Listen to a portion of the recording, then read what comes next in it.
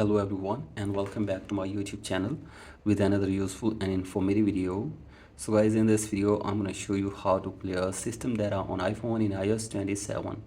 So guys, if you have updated your device to the latest version, that is iOS 27, and now you want to clear system data on your iPhone, here I will show you how can you do this. So guys, for that you have to simply watch this video till the end. So guys, first of all, go back to your home screen and now open settings and then go to general and then go to iPhone storage, and from here you have to simply delete your data from your device if your iPhone storage is full. So guys, check your storage. If it is full, then delete some useless data and go to apps and delete all the useless apps from your device as well. So as you can see different apps, you have to simply delete all the useless apps from your device as well, and now you have to simply force restart your device for one time. So guys, for that, press and release the volume up button and then down, and keep holding the power button until your device force restarts. So guys, do this, and after this the system data will be cleared on your iPhone.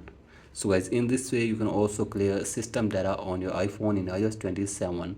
So guys, that's it for today's video. Hope this video helps you.